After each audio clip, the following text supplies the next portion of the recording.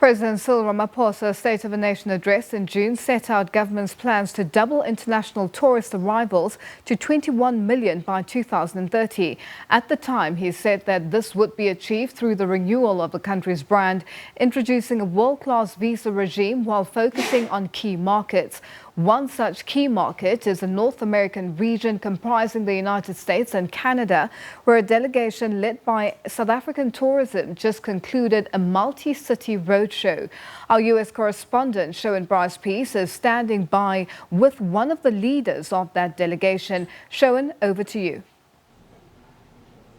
Lulu, thanks very much indeed. A delegation that has made multiple stops in the United States over the last 2 weeks, starting in Los Angeles, California, then Denver, Colorado, on to Chicago, Illinois, Toronto, Canada, of course, a key market in this region, and ending here, Lulu, in New York City, wrapping up essentially what has been a 2-week multi-city tour of the United States. And joining me now is the acting CEO of South African Tourism, Stembiso Dlamini. Stembiso, lovely to see you. I'm sure exhausted at this moment. How are you feeling about some of the key messages you've encountered in your engagements over the last 2 weeks? Thank you, Sherwin. Thank you for having me.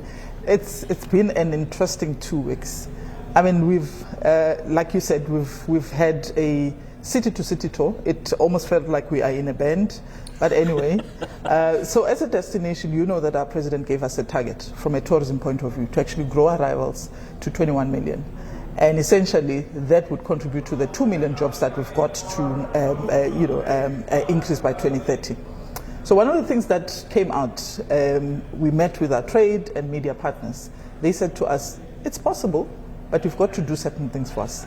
You've got to increase that airlift, because growing tourism, growing the numbers, simply means that we've got to make it very easy for the tourists to come to South Africa. So airlift is very critical for tourism.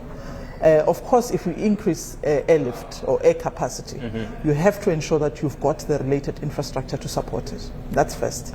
The second thing they said to us is, from a perception point of view, we've got to look at issues around safety and security. We know that our government is already doing work around ensuring that tourists are safe and also that citizens are safe. The third area that they said we have to look into is, of course, you want to increase the numbers, but that has a direct impact on issues of sustainability. So we've got to look at how do we actually spread these tourists when they come into the country so that we don't have issues of over-tourism. So you can't just go to Cape Town or to Durban or to Johannesburg. We have to look at South Africa more holistically. How do you plan to do that? Indeed, you can't just do what is called the Golden Triangle, where you get to Johannesburg, Cape Town, and then Kruger. One of the things that we have to do is there's a growing trend of young people traveling. In fact, if you look at travelers coming into the country, we are receiving more tourists between the ages of 18 and 32, the millennials. Right. So we've got to look at how do we then package for millennials. Of course, we still encourage those high-end travelers into our market because the revenue is good.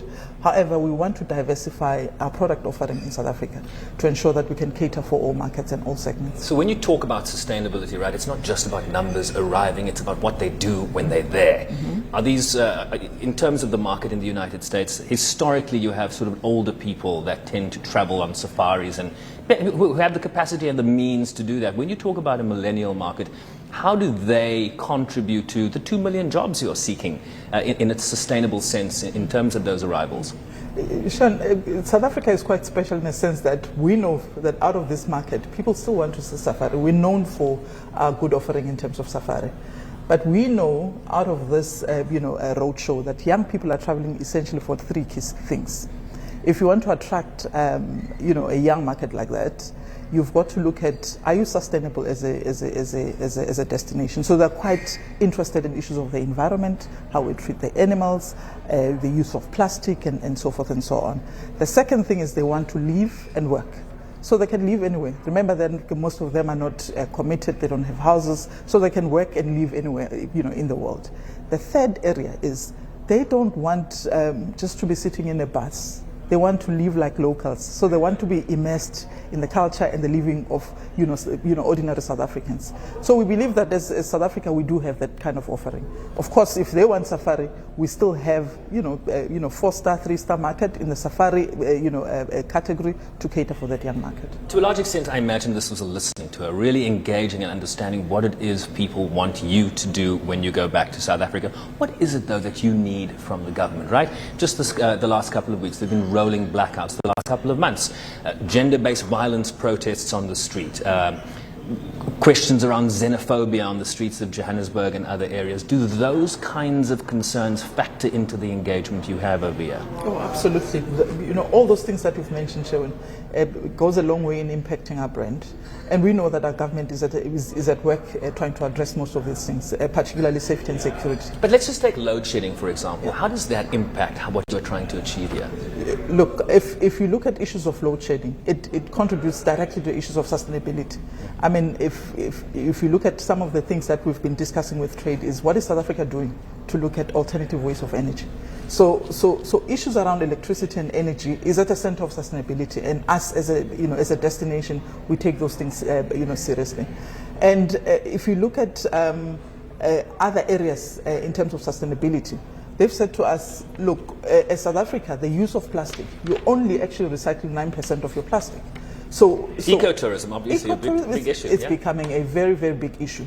So we had to say to them, there is commitment from government to actually look at sustainability effort and responsible tourism.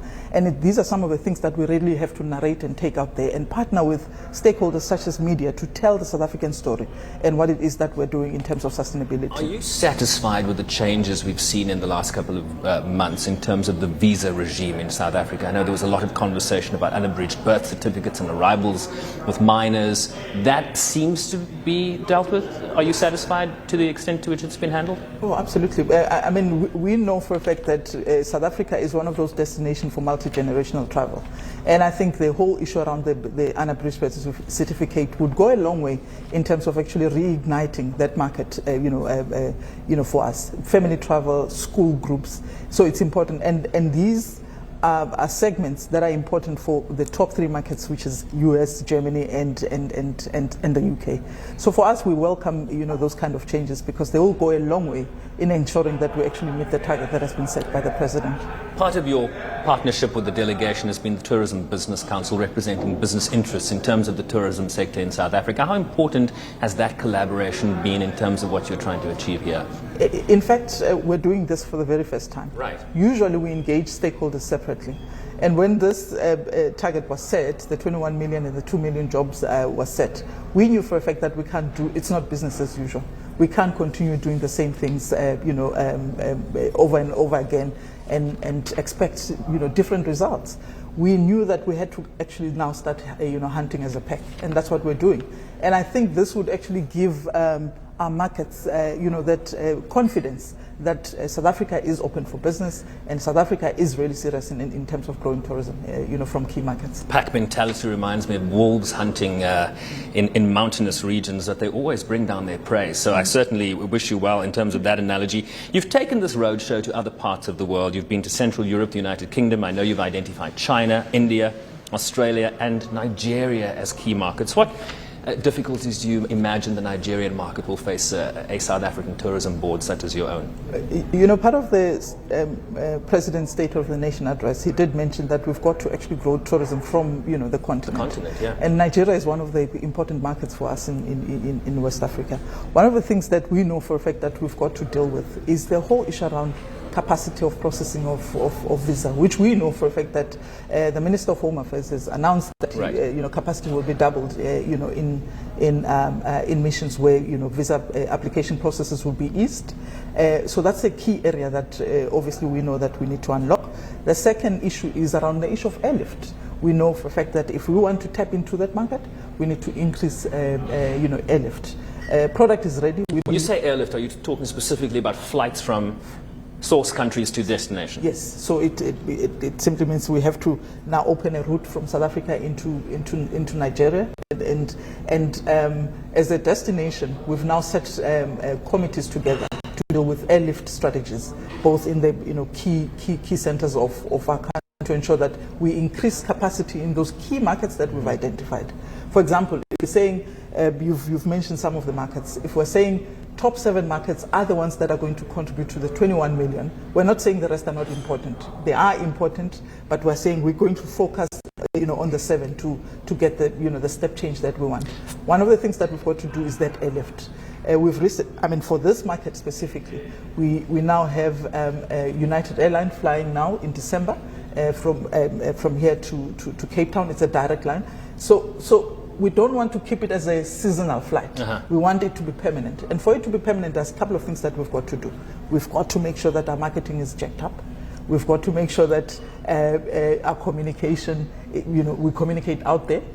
We have to make sure that we clearly clear out our relationship with the trade so that they're able to sell, because it's important. So channel becomes very important. So those are some of the things that we'll be doing, particularly in Nigeria as well, to ensure that the visa processing capacity is increased. There is a lot of marketing effort that we've put in the ground, because we've got the product for for that market, and we know for a fact that we can start doubling the numbers.